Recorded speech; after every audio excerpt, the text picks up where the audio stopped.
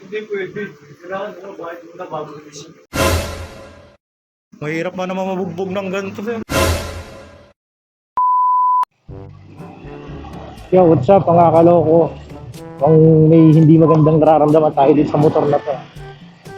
Puro ugong lang siya, ayaw diyang umabante. So, harap tayo ng motor shop. Wala. Puro ugong, ayaw umabante. Puta na. Kaya ito mga kaloko. Yan, kaya motor shop. Pag dito sa Waze, ay motor shop doon na natin dito. Ganda, delikat na ng corneto. Corneto.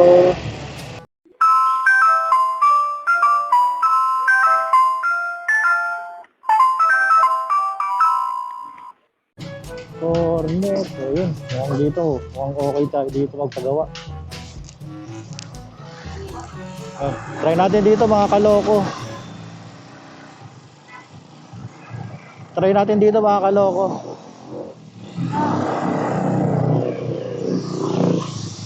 Yun. Si Master mukhang mabait naman si Master. Nawag ako eh. Naririnig niya yata yung ugong ng motor natin. Boss, pagawa! Sira. Ayos naman yan. Ayaw, umuugong lang, boss. Ayun, ano lang. Ewan ko, hindi ko rin malaman eh. Ang okay dito ah. Ayan siya, boss. Update ko kayo mamaya. A few moments later. So yun na nga, natapos na nilang i-diagnose si Hapon. At napag-alaman natin na lining talaga ang problema. Pudpud na or sunog na yung lining, sabi ni Master. At papakalikot na natin sa kanila ng boto. Para naman maganda-ganda yung takbuhan. At yun na nga, sinimula na nga ni Pandoy ang alalay ni Panday ang pag-aayos kay Hapon. Sabi niya marami raw sira at barangay ang palitan. Sabi ko huwag kang magtipid, gusto ko lahat original, lahat gusto ko bago. Para naman hindi nakakahiya kay Hapon. Pero ang pinagtataka ko lang talaga at kanina ko pa iniisip kung nasan si Kadyo, ang alalay ni Panday. One eternity later. Yo, what's up mga kaloko? Ngayon, nagawa na yung motor natin. Mukhang makakauwi na ako ng Angono ngayon. So, eto si pare. Check natin, buti. Tingnan mo. Check natin. May starter. Yun. Okay na. Wala nang ano. Konting ano na lang. Pero meron tayong medyo maliit na problema, mga kaloko. Wala tayong pambayad. Okay lang ba? Wala akong pambayad? Ha? Wala. Patay tayo. Kasi walang bangko yung lugar nila, kaya ganun yung ano. So, pwede pakausap na lang si boss, okay lang ba? Ako si boss, sir. Kung ano, kasi malayo pa yung uwihan ko, gabi pa eh. Para ano. At sa pagkakataong to nakaramdam na ako ng parang marong hindi magandang mangyayari. Boss, kasi medyo may problema lang. Okay lang ba? Kasi ibalik ko na lang dito bukas yung ano, bayad. Hindi pwede. Kailangan mo bakit muna bago gumising. Eh kasi hindi ako makakauwi ng Angono, sir, pag ano eh, pag ano, wala akong motor. Hindi kasi nangyari na sa amin yun, Nenny. May ganyan, pinauwi namin, tapos hindi na nagbayad, hindi na nagparenta eh.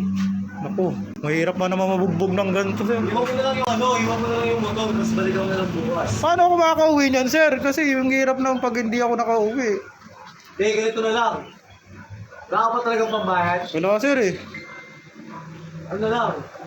Ano bang pwede mo yung offer? Yeah, boy. Ano pwede mo yung offer? Gusto mo Wala, sir eh. Mahirap naman nun, sir.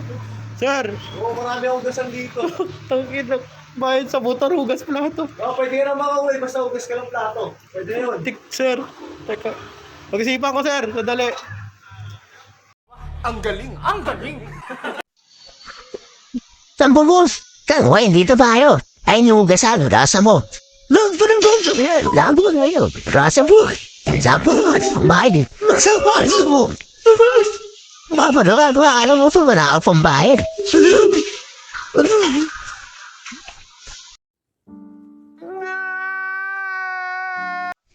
Wala niyang shop yan. Inaabot na ako ng umaga sa paghuhugas ng pinggan. Hugasan yata ng buong barangay yung pinahugasan sa akin para lang makapagbayad. Sawa talaga na ugali ng mga tao sa shop na yun. At kung di nyo trip yung mga dumadambang motor dahil sa lakas ng hatap at mas trip yung magpaulit-ulit ng paggawa dahil marami kayong pera, huwag kayo bubuntos DK Speedway dahil napakasama na ugali ng mga tao doon. Biro mo, mas gusto nilang isang beses ka na lang magpagawa kaysa yung marami pa. Sama talaga ng ugali ng mga tao dyan. Napaka-prelamero sa mga trip. Di na maganda yan. At sa mga may trip naman at gusto yung mga walang sakit sa ulo, located sila sa 372 Chris Pulo Street, Tubaliches, Quezon City. Siguro i-Google Map ko na lang, makikita naman sa Google Map yan, tsaka sa Waze. Search na yung DK Speedways. Look for Judel Monares or Master Judel.